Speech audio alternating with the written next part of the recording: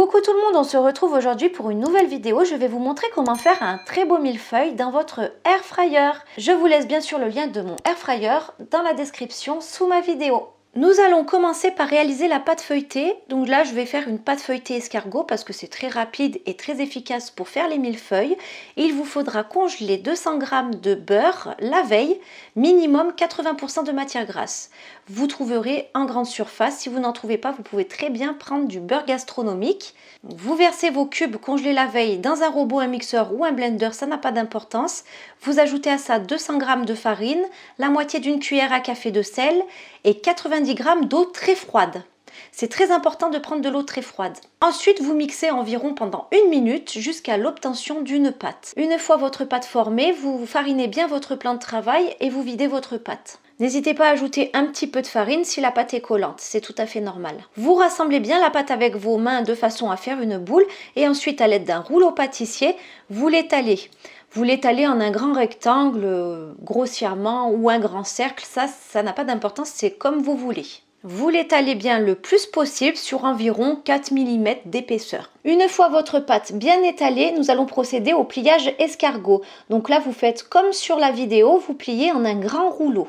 Une fois que vous avez plié en un grand rouleau, vous repliez comme un escargot, donc le rouleau sur lui-même. Puis, une fois l'escargot formé, vous le mettez dans un sac congélation ou vous l'enrobez avec du film alimentaire et vous le placez au frigo pour la suite de la recette. Je procède ensuite pour la crème pâtissière. Je mets 50 g de sucre en poudre dans mon robot mixeur. J'ajoute 2 jaunes d'œufs, 30 g de maïzena, 250 g de lait et une cuillère à soupe d'extrait de vanille liquide. Vous pouvez très bien faire votre crème pâtissière à l'ancienne dans une casserole, mais là le but c'est vraiment d'utiliser le air fryer.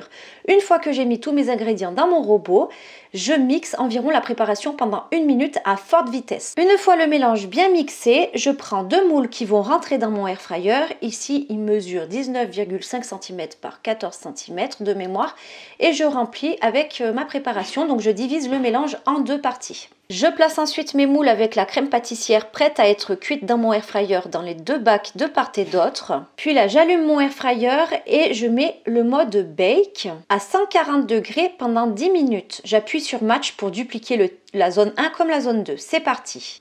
Au bout de 10 minutes de cuisson, vous vous munissez d'une cuillère et vous remuez bien parce que ça peut former des grumeaux. C'est tout à fait normal étant donné qu'on ne remue pas pendant toute la cuisson. Donc là, vous remuez comme ça.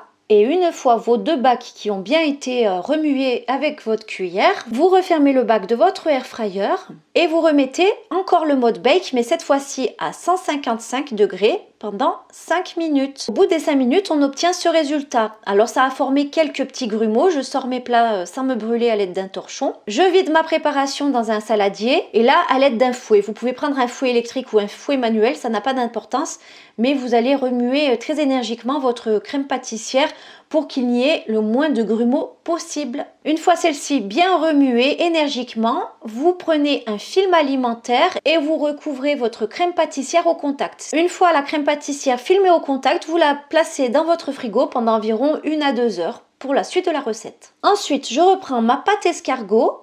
Et regardez, je la place droite, comme un escargot en fait, devant moi. J'appuie bien dessus et là, à l'aide de mon rouleau pâtissier, je vais l'étaler. Donc le plus possible, je vais l'étaler devant moi en une sorte de rectangle sur environ 4 mm d'épaisseur encore une fois. N'hésitez pas à fariner le rouleau pâtissier pour l'étaler. Une fois qu'elle est bien étalée, je vais la diviser en 3 parties plus ou moins égales. Puis à l'aide d'une fourchette, je pique ma pâte feuilletée pour ne pas qu'elle gonfle trop en cuisson. Ensuite, en surface de mes pâtes feuilletées, j'ajoute dessus, je saupoudre de sucre en poudre. Il faut toujours faire ça quand vous faites cuire les pâtes feuilletées pour un millefeuille. Ça permet de caraméliser bien correctement vos pâtes feuilletées et ainsi d'obtenir une couleur très bien dorée. Je place ma première pâte feuilletée à l'intérieur de mon air fryer et ça part en cuisson, donc en mode bake, à 180 degrés pendant 12 minutes. C'est parti. Au bout des 12 minutes de cuisson, regardez, ça a bien caramélisé le dessus comme je vous avais expliqué précédemment. Je vais retourner ma pâte feuilletée sans me brûler. Et je vais remettre le mode bake, cette fois-ci à 200 degrés pendant 5 minutes. Puis vous procéderez de même pour la cuisson de vos 2 autres pâtes feuilletées. Une fois que vos pâtes feuilletées sont cuites, vous les débarrassez devant vous sur une feuille de papier cuisson sur votre plan de travail. Et à l'aide d'un couteau qui coupe bien, faites attention, les pâtes feuilletées sont très fragiles. Vous coupez bien les bords pour qu'ils soient bien nets. Et ensuite, là, moi, je coupe mon rectangle en deux pour faire deux carrés. Vous les superposez comme je fais. Je remets la séparation à l'intérieur de mon air fryer. Et là, je vais faire fondre le chocolat, vous savez, pour faire les dessins sur le dessus du millefeuille. Et pour faire fondre du chocolat, c'est très facile avec votre air fryer. Vous mettez, donc là j'ai mis 5 à peu près carrés de chocolat dans un ramequin et je mets le mode déshydratation à 60 degrés pendant 5 minutes. Sur la vidéo vous voyez 1 heure parce qu'avec le mode déshydratation on ne peut pas descendre à 1 heure, mais au bout de 5 minutes j'ai arrêté le air fryer, regardez. Et là regardez, quand je remue les carrés de chocolat avec ma cuillère, vous voyez qu'ils sont très bien fondus, qu'il n'y a pas besoin de mettre plus longtemps, en tout cas pour cette quantité de chocolat. Donc là je vous dis, j'avais mis 5 carrés de chocolat coupés. Donc là je remue bien histoire que tout fonde correctement. Et une fois mon chocolat bien remué, bien fondu, je le mets dans un sac congélation pour la suite de la recette. Donc là, je vais attaquer à faire le glaçage. Pour faire le glaçage, il vous faudra être très rapide parce qu'une fois que vous aurez mis le glaçage blanc sur votre pâte feuilletée, il faudra très rapidement mettre le chocolat dessus pour que les dessins soient très bien faits. Sinon, si ça sèche, ça sera cuit et vous n'allez pas faire des beaux dessins sur votre millefeuille. Ici, je mets une quantité de sucre glace dans un saladier et j'ajoute de l'eau vraiment peu à peu et je remue. Pour la quantité de sucre glace, je ne saurais pas exactement vous dire combien j'en ai utilisé, mais vous allez y arriver. Mettez du sucre glace à peu près comme j'ai mis sur la vidéo, environ 70 grammes ou 100 grammes. Et là, vous ajoutez de l'eau peu à peu et à l'aide d'un fouet, vous remuez. Il ne faudra pas mettre trop d'eau, sinon votre glaçage sera trop transparent et trop liquide. Il faut vraiment que vous obteniez la bonne consistance et là, c'est vraiment à vous de jouer. À la place de l'eau, vous pouvez mettre du jus de citron si ça vous fait plaisir. Ça marche aussi très bien pour faire un glaçage. Il faut quand même que ça force quand vous remuez. Il ne faut pas que ça soit trop facile à remuer. C'est normal si c'est difficile à remuer. Ça permet de bien mélanger le sucre glace progressivement. En fait, pour le glaçage, il faut trouver vraiment le juste milieu. Il ne faut pas qu'il soit trop liquide, mais en revanche, il ne faut pas non plus qu'il soit trop épais. Une fois que vous avez trouvé la bonne consistance pour le glaçage, vous mettez devant vous un morceau de pâte feuilletée sur un papier cuisson et là vous recouvrez la pâte feuilletée de votre glaçage. Alors vous videz tout d'un coup parce que sinon ça va pas être joli et uniforme et à l'aide d'une spatule coudée, vous passez bien tout autour pour bien garnir la pâte feuilletée du glaçage. Essayez d'être assez rapide à cette étape pour pas que le glaçage fige et qu'après vous soyez fichu en fait. Une fois que vous avez bien mis le glaçage blanc sur la pâte feuilletée, soyez très rapide pour mettre le chocolat. Il ne faut surtout pas que le glaçage blanc soit figé parce que sinon vous n'arriverez pas à faire de beaux dessins sur le millefeuille.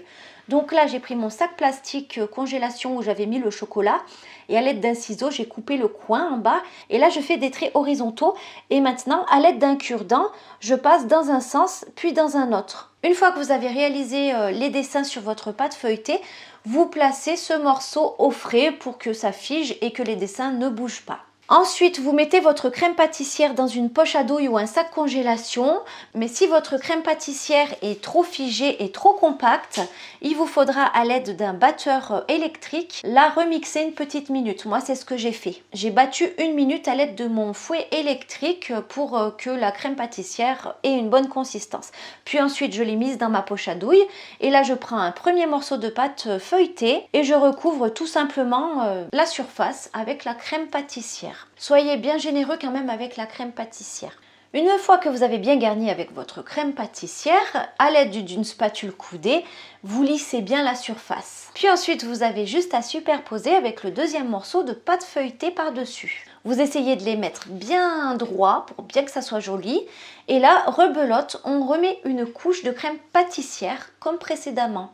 Et toujours pareil aussi, lorsque c'est bien garni de crème pâtissière, on lisse la surface à l'aide de la spatule coudée. Et ensuite, on a juste à recouvrir du morceau avec les dessins. Regardez-moi ce résultat, qu'en pensez-vous? N'hésitez pas à me le dire en commentaire. Et moi, je vous dis à bientôt pour de nouvelles recettes et de nouveaux tests. Bye!